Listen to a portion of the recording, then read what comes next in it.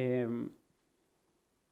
hay varias razones por las cuales escogí este texto. Si bien hoy vamos a hacer una pequeña pausa en la serie que Nico venía desarrollando acerca de los frutos del Espíritu, en cierto punto el mensaje de hoy va a tener su similitud o su punto de unión, así que no nos vamos a separar tanto. Y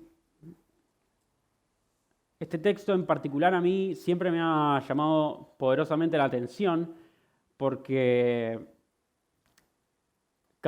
al leerlo sentía que aquí hay una pequeña crisis entre lo que a mí me han enseñado en la escuela dominical de Jesús y lo que veo en cómo hay este trato. Me es difícil imaginarme a Jesús siendo tan indiferente a priori con esta persona. Así que vamos a intentar desenredar un poquitito el texto y entender un poco el corazón de Jesús y un poco la intención de Mateo en este relato.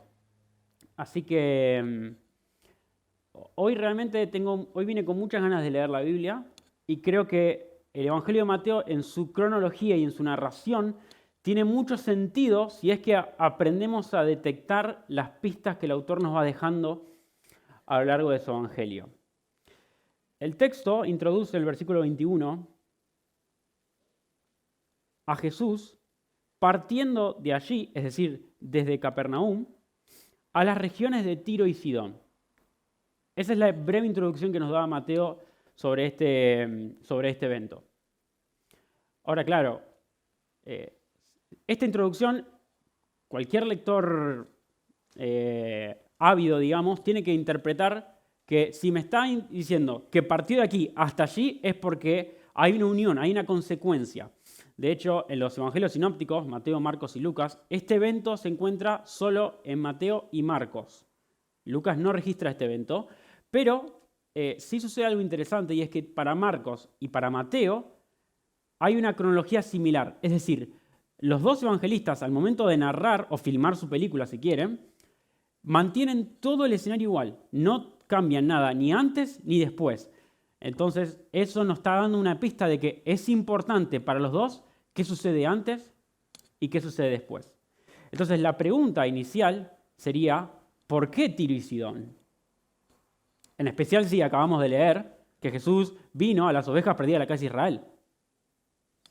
¿Por qué? ¿Por qué irte al norte? ¿Por qué viajar al Líbano?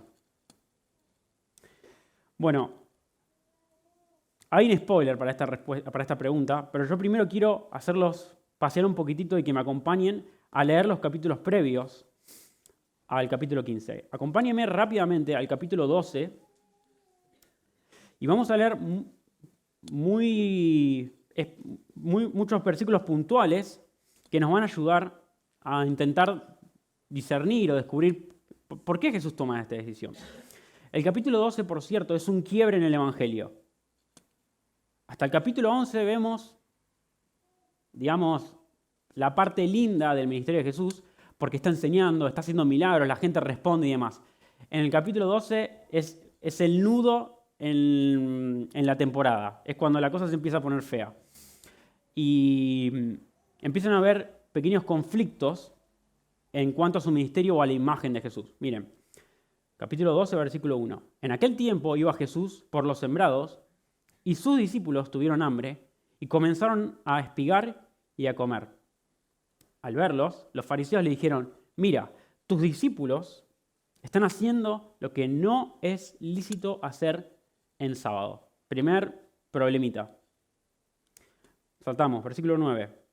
Pasando de allí, entró en la sinagoga de ellos, de aquellos con quienes discutían, por cierto, ¿no? Y había un hombre que tenía seca una mano. Y para poder acusarlo, le preguntaron diciendo, ¿es lícito sanar en sábado? Continúo un poco más. Capítulo 13, versículo 53. Aconteció que cuando Jesús hubo acabado de decir estas palabras, se fue de allí, y llegando a su propia tierra, les enseñaba en la sinagoga de ellos. De manera que quedaban atónitos y decían, ¿de dónde tiene esta sabiduría? ¿De dónde tiene esta sabiduría y estos poderes milagrosos? ¿No es este el hijo del carpintero? ¿No se llama su madre María y sus hermanos Jacobo, José, Simón y Judas? ¿No están acaso todas sus hermanas frente a nosotros? ¿De dónde pues tiene éste todas estas cosas? Y se escandalizaban a causa de él. Jesús les dijo, no hay profeta sin honra, sino en su tierra y en su casa. Y no hizo allí muchos milagros, debido a la incredulidad de ellos. Continúo un poco más. Viene esta escena, para no hacerlo largo, quiero hacer fila al tiempo, esta escena en la que el evangelista ahora introduce la muerte de Juan el Bautista.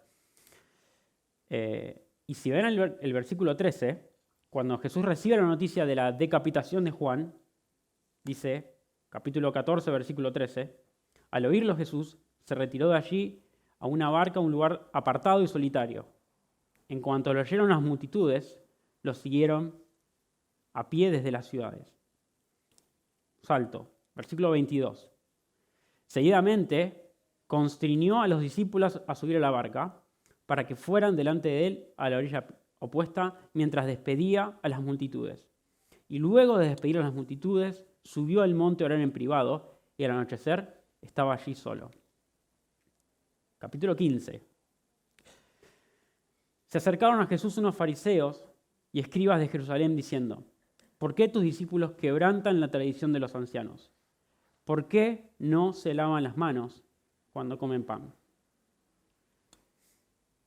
¿Qué tiene que ver todo esto? Bueno, miren ahora, vamos al Evangelio Sinóptico de Marcos, ahora vamos a ver qué dato extra nos agrega Marcos a este relato. Capítulo 7, versículo 24.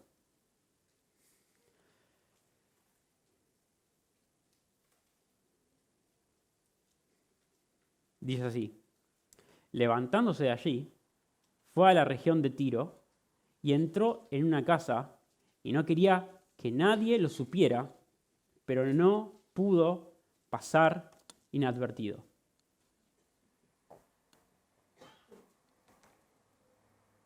Es llamativo pensar a Jesús, no sé si la palabra es decir huyendo de la gente, pero buscando intimidad. Más allá de que los evangelios a menudo nos presentan a Jesús como aquí, como el capítulo 14, ¿no? Después de la multiplicación de panes y peces. Si ustedes recuerdan, el día anterior, Él multiplica alimento para más de, no sé, decenas de miles de personas. Y el texto muestra que Él está desde la mañana hasta la tarde. Tal es así que los discípulos le dicen, despide a la multitud. O sea, hasta aquí llegamos, basta, no podemos seguir atendiendo gente. No sé si recuerdan qué les contesta Jesús. Esta gente no tiene necesidad de ir, denle vosotros de comer.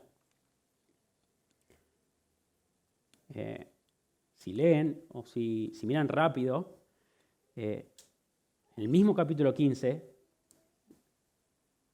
en todo el texto está siempre presente la palabra multitud.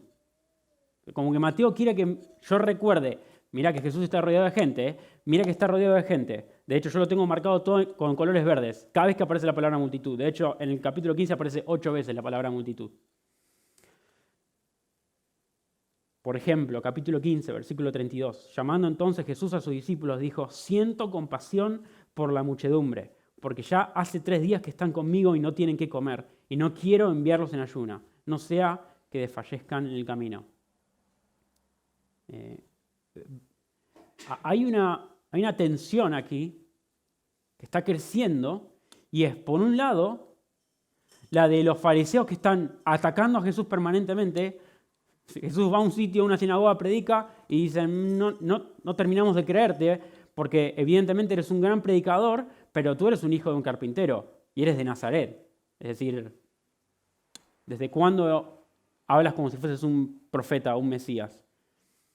Sana a un leproso y enseguida se genera un caos allí en la sinagoga. Sana a un hombre con la mano seca. En fin, hay una tensión que está creciendo, tal es así, que en el capítulo 13, si lo recuerdan, Jesús está enseñando en una casa y la familia de Jesús está pidiendo hablar con él. ¿Se recuerda, no? Ese versículo famoso, ¿no? De que díganle que aquí está mi familia, ¿no? Aquí está mi madre y mis hermanos. Y lo que podemos presumir de esto es que ya dejó de ser un ministerio próspero en el que la gente abraza la enseñanza de Jesús, sino, no, ya te estás metiendo con gente peligrosa. A ver, ya hay fariseos que están tramando contra ti. Es llamativo justamente por esto. Incluso los discípulos están comenzando a percibir la incomodidad. Y hay rastros de estos en el Evangelio. Señor, ¿por qué les hablas en parábolas? Esta gente no entiende nada de lo que le estás diciendo. ¿Por qué no vamos a Tiro y Sidón? ¿Qué significa esto de los panes? Señor, por favor, ¿puedes despedir a esta multitud? Es una locura lo que estamos viviendo aquí. ¿Ven la tensión, cómo los discípulos no saben manejar esta situación?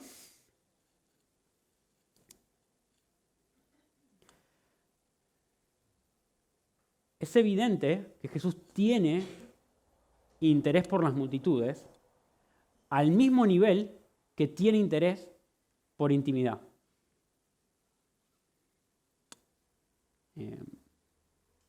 No parece una locura, ¿no? Quiero decir, ¿acaso alguno de nosotros podríamos condenar a alguien por buscar un poco de privacidad, de calma? Avancemos un poco. Versículo 22 del capítulo 15. Mientras él está intentando pasar desapercibido, he aquí una mujer cananea que había salido de aquellos confines, clamaba diciendo: ten compasión de mí, Señor, hijo de David, mi hija está horriblemente endemoniada. Hay un adverbio en griego que lo que intenta hacer es justamente, es como decir, bueno, ahora mismo presten atención. Eso significa el adverbio en griego, como presten mucha atención por lo que va a ocurrir ahora, está diciendo Mateo. Mientras él está en Tiro y en Sidón, está en una tierra gentil. ¿Qué mejor lugar para estar en calma que en un sitio donde nadie es judío? Donde nadie discute acerca de si está bien sanar a alguien el sábado, acerca de si está bien espigar en un día sábado, acerca de si está bien... Ya no hay ese tipo de discusiones. Y ustedes se preguntarán, ¿por qué? ¿Por qué hay tanta resistencia con Jesús? Hay algo que sería bueno desmitificar también, o no defender, pero sí entender en su contexto. Y es que la actitud de los fariseos de ser tan celosos de la ley tiene un motivo. No es que ellos un día se levantaron y dijeron, vamos a hacer la vida difícil a Jesús. No. Tengan en cuenta de que la helenización, es decir, este proceso de globalización griega del mundo antiguo, estaba creciendo tanto debido al imperio griego, que inclusive había logrado dominar Israel por un tiempo. Estaban incluyendo prácticas, filosofías, dioses, en fin, estaban introduciendo la cultura griega a otras culturas. Tal es así que hasta en Jerusalén había construido un gimnasio griego donde se practicaban las Olimpiadas griegas y los competidores debían luchar desnudos. Imagínense esto en la visión judía, cómo contrastaba. Entonces, en respuesta a un intento de defensa, de parar el avance helenístico, los fariseos lo que hicieron fue, y teniendo en cuenta también de que en la antigüedad ellos habían sufrido tanto por abandonar a Dios, recuerda, o sea, si leemos el Antiguo Testamento es, si se apartan de Dios, la consecuencia es clarísima. Otras naciones vendrán y los invadirán. Entonces los fariseos dijeron, ya, basta de ser invadidos, basta de ir a Babilonia, basta de asirios, basta de griegos, basta de egipcios. Volvamos a las Escrituras y seamos lo más fieles posibles a ellos. En principio, tiene un buen espíritu. De hecho, si supieran que los fariseos hubo una masacre por un rey que gobernó en Jerusalén, antes de Herodes, de su dinastía, porque ellos se oponían a que haya un rey que no sea judío.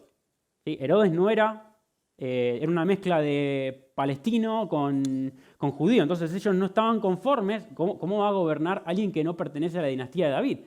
Y este rey dijo, no les gusta que yo gobierne, genial, vamos a crucificar 300 fariseos. O sea que ellos habían sufrido y eran los más fieles defensores de lo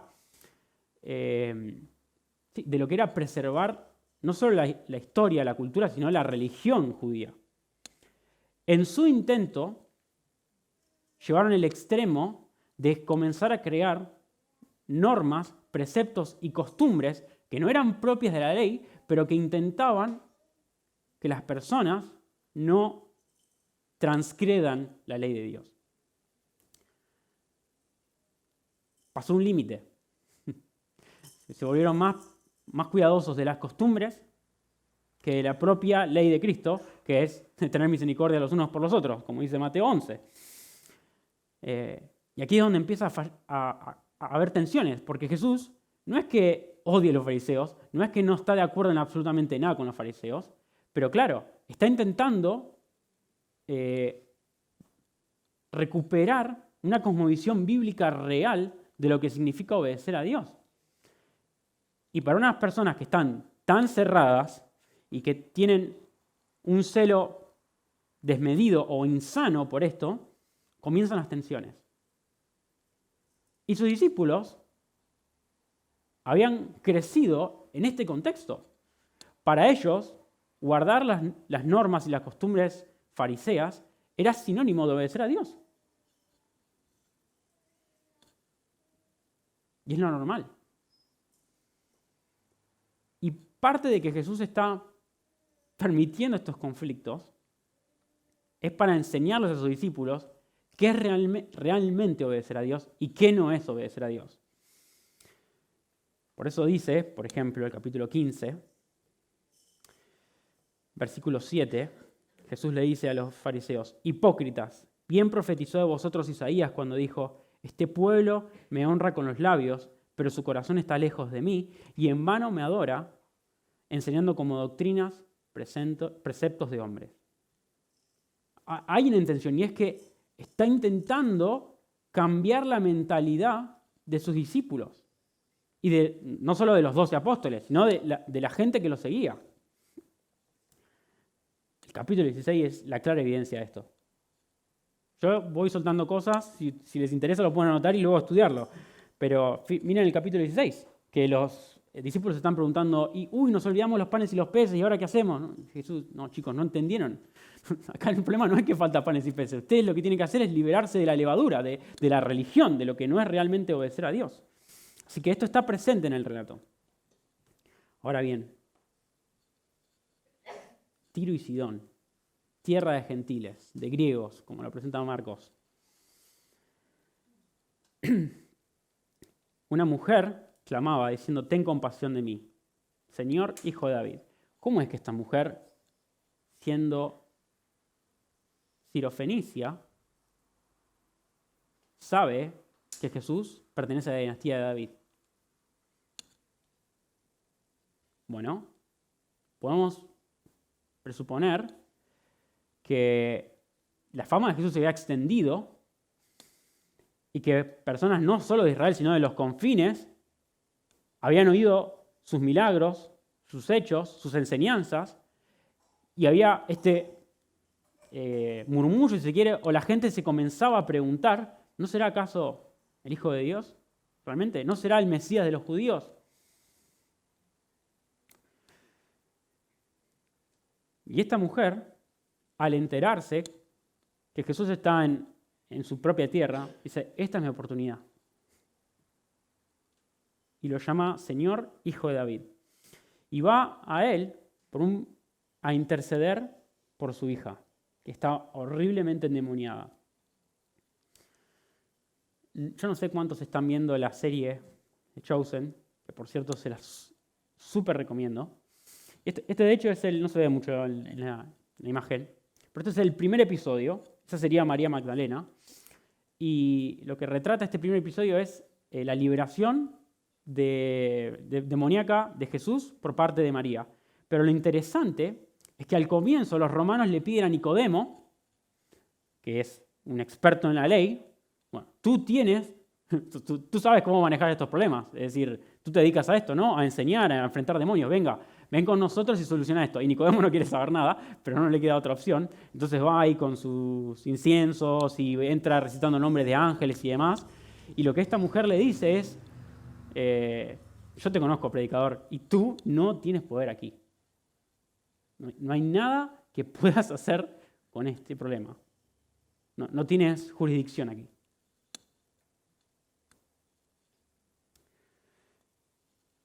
Lucas capítulo 11, versículo 21, no tienen que buscarlo. Jesús hace una descripción de lo que es el poder de Satanás, si se quiere.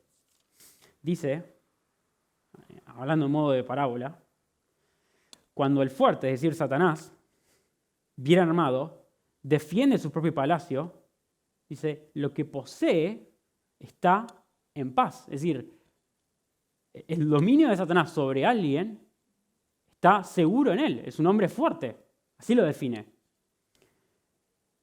Y lo que posee está en paz, no corre peligro. El 22 dice, pero si llega uno más fuerte que él y lo vence, le quita su armadura en la cual confiaba y reparte sus despojos. ¿Qué quiere enseñar con esto Jesús? Que el único que tiene poder para enfrentarse a este tipo de enemigos es Él.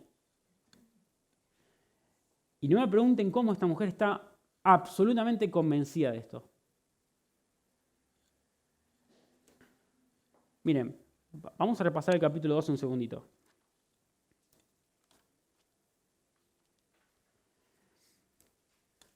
Después de que Jesús sana a un hombre en la sinagoga de la mano seca,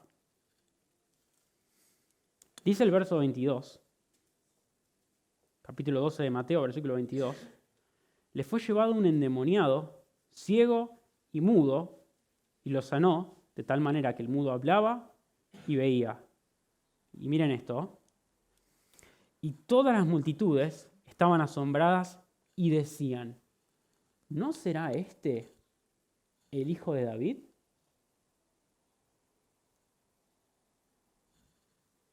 ¿Quiénes son? ¿Quiénes se están preguntando esto? ¿Gentiles? Judíos. ¿Es este o no es este? El versículo 38 dice, entonces algunos de los escribas y fariseos le replicaron diciendo, Maestro, deseamos ver una señal de parte tuya.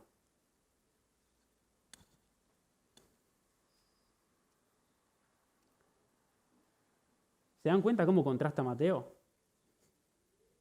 Acabo de sanar a un endemoniado ciego, mudo. Y esta gente se está cuestionando si yo soy el Hijo de Dios. Visito una tierra pagana. Intento pasar desapercibido. O sea, estoy haciendo todo lo contrario a lo que hago en mi propia tierra. Todo. Aquí voy a las sinagogas, enseño, sano multitudes, hago todo lo contrario en Tiro y Sidón. Voy a buscar soledad, voy a aislarme. Soy interrumpido y esta persona, sin siquiera haberme visto en su vida, me llama Señor, Hijo de David. ¿Ven el contraste? ¿Ven las pistas que va dejando Mateo? Por cierto, ¿quiénes son protagonistas en el Evangelio de Mateo? ¿Quiénes aparecen en el Evangelio de Mateo? ¿Un leproso? ¿Un ciego? ¿Un centurión? ¿Una mujer con flujo de sangre?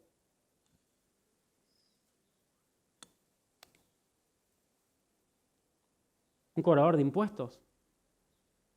¿Qué tienen en común todos ellos? Quizás tengan en común lo mismo que tiene el autor. Después vamos a ver un versículo especial referido a eso. Esta mujer confía ciegamente en la deidad de Cristo. Confía en que Él es el único que puede sanar a su hija y acude a Él. Pero él no respondió palabra. Entonces, acercándose sus discípulos, miren, le rogaban, dice el versículo 23 del capítulo 15, despídela que grita detrás de nosotros. Esto es idéntico a lo que sucedió en el capítulo anterior, después de la multiplicación de panes y peces. Señor, son las 3, 4 de la tarde, estamos desde la mañana sanando gente. Despide esta multitud. Hay algunos comentaristas que dicen, bueno, los discípulos están intercediendo por ella. Mira, el historial más cercano dice que no, ellos no son tan buenos intercedores por otros. La situación es incómoda. Estamos en una tierra pagana, hay una mujer que está a los gritos, desesperada, y tú no contestas, por favor, Señor, haz algo. Haz algo. ¿Por qué? ¿Por qué venimos aquí? ¿Y por qué no le hablas a esta mujer de pronto?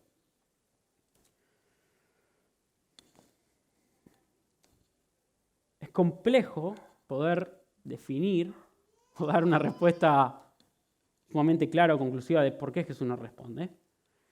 Pero quizás sería bueno hacer esta pregunta.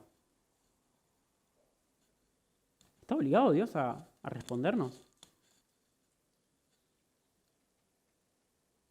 ¿Qué piensan? ¿Dios está obligado a servirnos?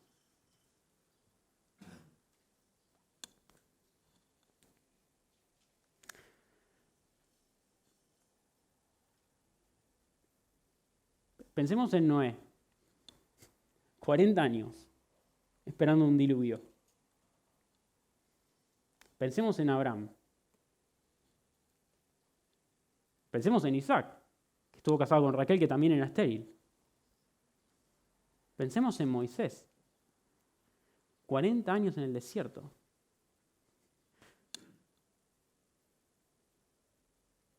Pensemos en Habacuc. ¿Hasta cuándo clamaré y tú no responderás? Pensemos en David, en los Salmos. David se cansa de buscar figuras literarias para decir que él está desahogado en llanto y que no siente a Dios.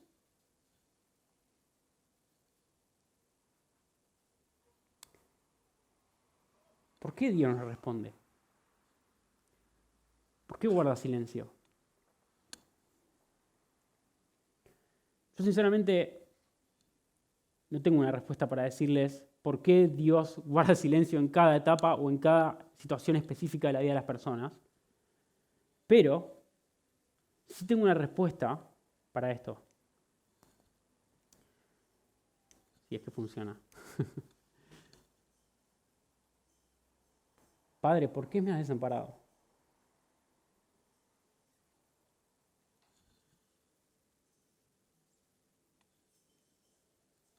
¿Por qué? Ahí está. ¿Por qué no respondes? Piensa en la implicación que esto tiene. La Trinidad, el vínculo más perfecto que existe, no sé si tiene lógica decir esto, pero por única vez en la eternidad, la Trinidad se separa. Hay un quiebre. Me siento desamparado. Me siento solo.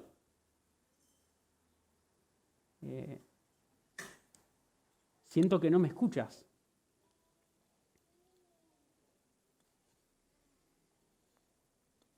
No puedo decirles por qué el Señor guarda silencio en ciertas situaciones de la vida, pero sí puedo decirles que tenemos un sumo sacerdote que sabe compadecerse de nuestros dolores.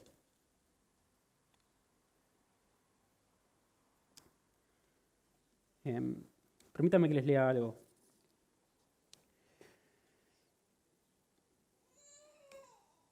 Dice Henry Nouwen: no subestimemos lo difícil que puede ser compasivo. La compasión es difícil porque requiere una disposición interna de ir con otros a sitios donde son débiles, vulnerables, donde se sienten solos y quebrados. Pero esta no es una respuesta espontánea al sufrimiento. Lo que más deseamos es alejarnos del dolor y huir de él buscando una cura rápida para esto. Como ministros ocupados, activos y relevantes, intentamos ganar nuestro pan haciendo una contribución real. Yo quiero que piensen en esto los que vamos a viajar a Rumania. Lo que más intentamos hacer es probar nuestra presencia y demostrar que hacemos la diferencia. Ignoramos el más grande regalo, que es la habilidad de entrar en la solidaridad con aquellos que sufren. Si le preguntases a los padres del desierto, es decir, a un grupo de personas que lo que hacían era aislarse a sitios aislados y buscar la comunión y la relación con Dios. Estos son los padres del desierto. Se aislaban de todo lujo y de todo lo que tenían y se iban a una cueva, a un lugar aislado, justamente un desierto, y solamente estaban día y noche ayunando y buscando a Dios.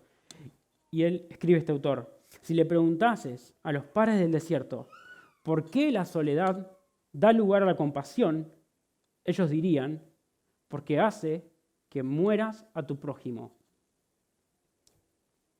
Al principio esta respuesta parece incómoda para una mente moderna.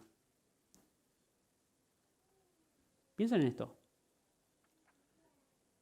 Para ser una persona compasiva, lo que necesitas es soledad. Para ser una persona compasiva con quienes sufren, necesitas empatía. Y para tener empatía necesitas saber qué se siente sufrir.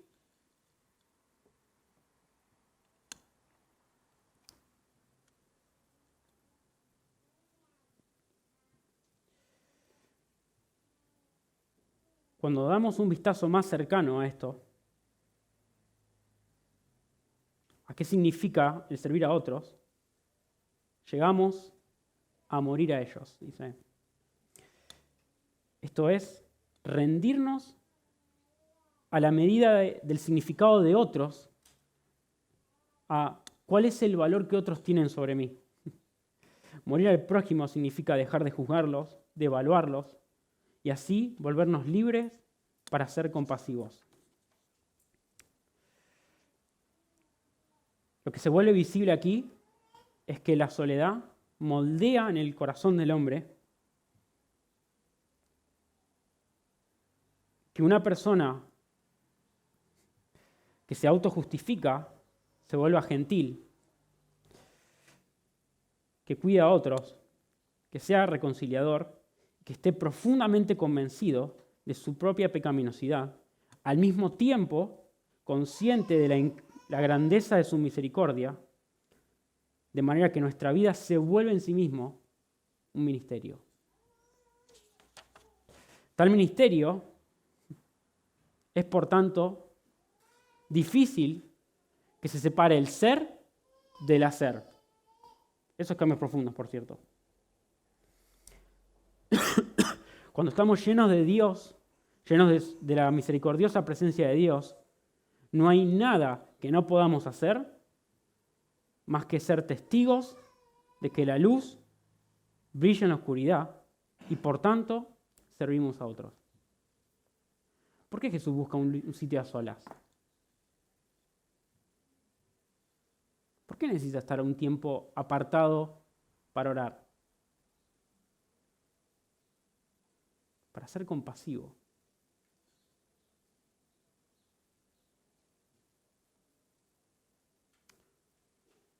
Yo creo que lo que el Señor le está enseñando ahora mismo a sus discípulos es la importancia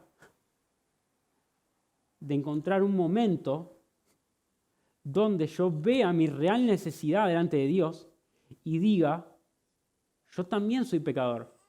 Por tanto, no voy a despedir a las multitudes. Voy a amarlas. Cuando en nuestra soledad sentimos la presencia de Dios, cuando en el silencio, cuando nos sentimos desamparados, experimentamos una gotita de gracia, lo que pasa es que, lo que dice Henry Nouwen, se encuentra, se conecta mi ministerio, mi servicio con mi espiritualidad. Y eso es compasión. Pero para eso necesito atravesar el silencio. ¿Cómo puedo amar a alguien que se siente solo?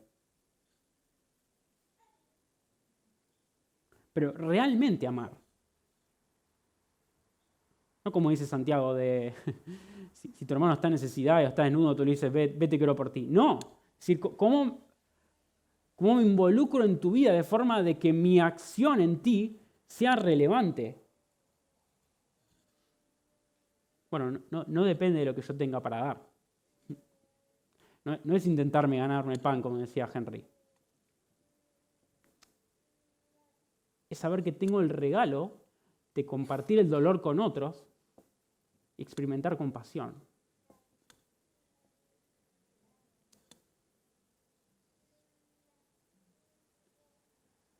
El sufrimiento realmente es uno de los aspectos más oscuros de la fe cristiana. Cómo conciliar que un Dios de amor y un Dios todopoderoso pueda permitir que sus hijos sufran. Es complejo. Pero lo que provee, lo que ofrece la perspectiva cristiana, no es un Dios ajeno que no conoce, que no se compadece de mí. No, yo tengo un Dios que sufrió la soledad, que sufrió el no ser atendido ni respondido.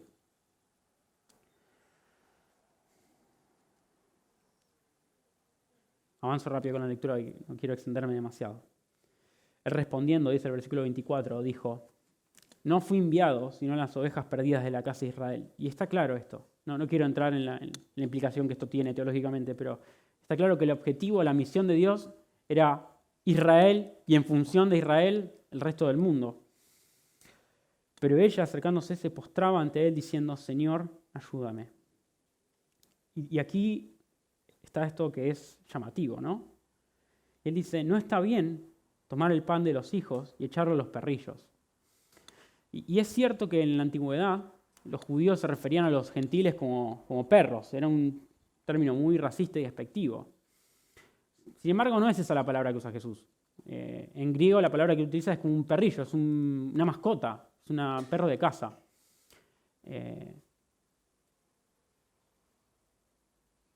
Pero en lugar de pensar de que Jesús está menospreciando a esta mujer o discriminándola por no ser judío, él está usando una figura que es mi prioridad. Yo fui enviado a esto. Esta es mi misión. Y no puedo, a mi primer objetivo, darle la prioridad. Eso es lo que Jesús le está explicando. Pero esta mujer hace algo que es absolutamente contracultural y es ella misma rebajar su propia posición. Jesús no la está tratando como un perro. Ella dice, yo sé que soy un perro, yo sé que soy ajeno a tu cultura, sé que soy ajeno a tu religión, sé que soy ajeno a tu pacto, sé que no tienes ninguna obligación de sanar a mi hija, pero acudo a tu misericordia. Es una humillación voluntaria. Es exactamente lo que hizo Cristo. Aunque existía en forma de Dios, era semejante a Dios. No hay diferencia, no hay distinción entre el Padre y el Hijo. Pero Él, por su propia voluntad, dijo, yo no considero el ser igual a Dios como algo a lo que quiere estar atado. Yo mismo decido someterme, decido bajar un escalón y humillarme a mí mismo. Es exactamente la misma actitud que esta mujer toma. No la están rebajando. Ella misma está reconociendo su posición. Dice, no, es que si yo no me humillo, ¿a quién voy a ir?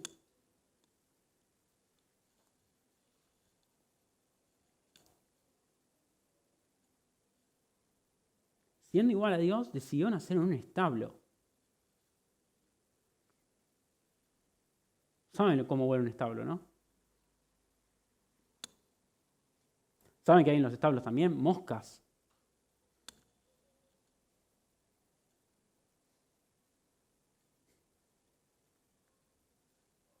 ¿Ven qué pasa cuando hacemos este paso de fe? O sea, damos un escalón abajo de fe.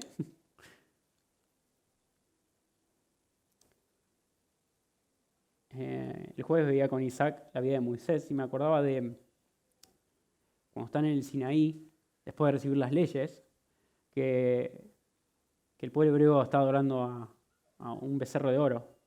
Y cuando vuelve, Dios le dice, mira Moisés, si quieres, borrón y cuenta nueva, empezamos de nuevo. Yo hago que desaparezca esta gente, que son una manga de idólatras. Y Moisés, ¿se acuerdan lo que dice Moisés? No, por favor, no hagas esto. Por favor, no destruyas a esta gente. ¿Por qué Moisés es compasivo?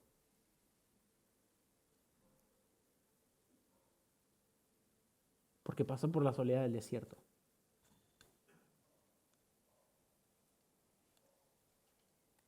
Moisés pasó de ser un hombre, un asesino, que intentaba liberar a su pueblo por su propia fuerza, a ser un libertador misericordioso.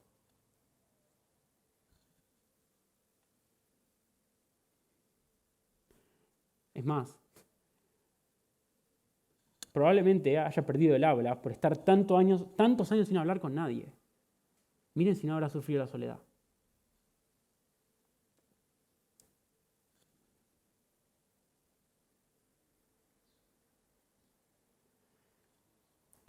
Aún los perros comen las migajas que caen de las mesas de sus amos. Capítulo 11 de Mateo, con esto termino. Para mí, en mi opinión, este es el versículo clave para entender todo el Evangelio de Mateo. Si yo aplico este versículo a cada situación que sucede, ahora entiendo. Ahora entiendo que está hablando Jesús. Nico habló de esto hace un par de domingos.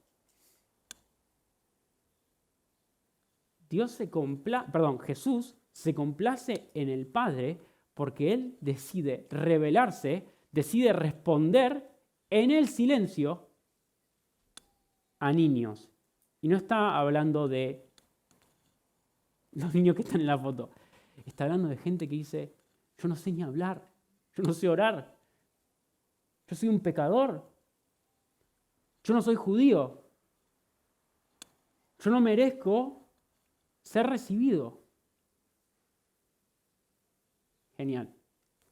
Tienes justamente lo que hace falta para hallar a Dios. Fe.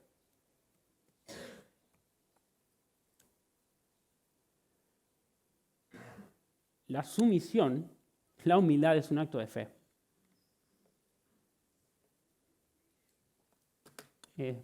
Es suelto.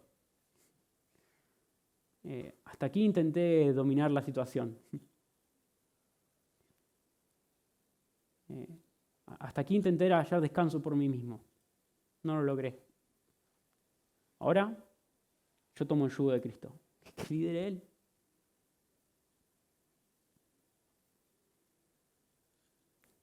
Yo soy un becerro, no sé, soy un animal. Yo no sé a dónde debo ir.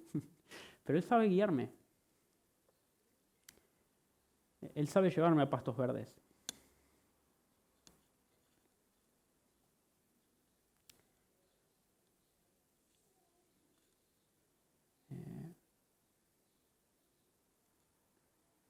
Quizás solo para concluir, pero ¿qué tiene que suceder para que a mí me atraiga este tipo de humildad? ¿Qué tiene que pasar para que yo deje de ser alguien sabio y entendido y me vuelva un niño?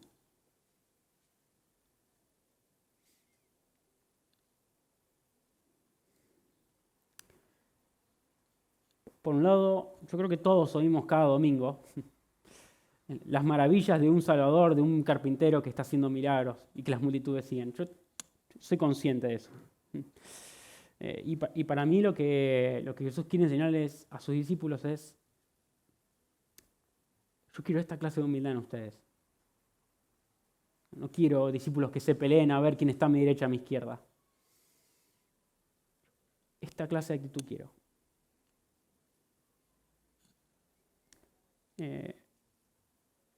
Estaba repasando con esto termino, el cuarto episodio de Chosen, y el episodio es Jesús y los niños.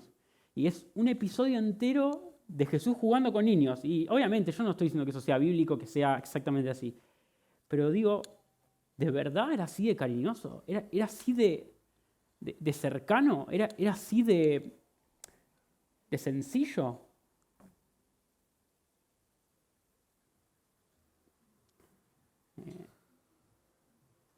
Y quizás el desafío sea eso, ¿no? Sea anhelar encontrar a Dios así.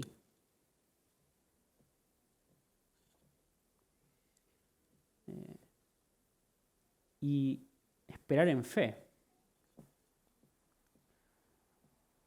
a que el Señor responda.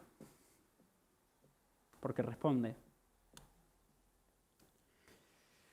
Permítame que ore.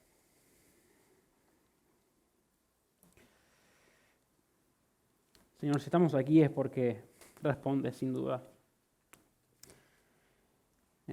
Porque da descanso y paz a quienes acuden a ti, a quienes toman tu yugo, a quienes te siguen, a quienes son mansos y humildes.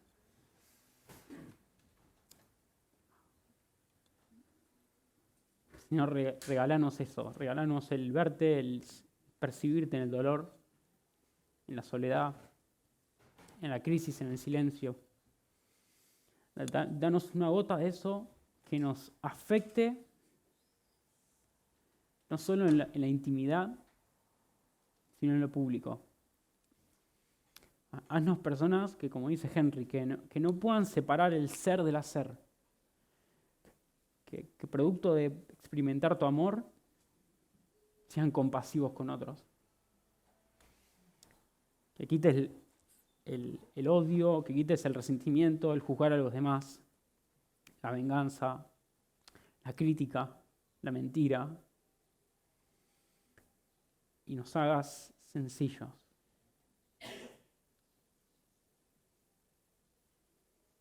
Que nos des el regalo de ser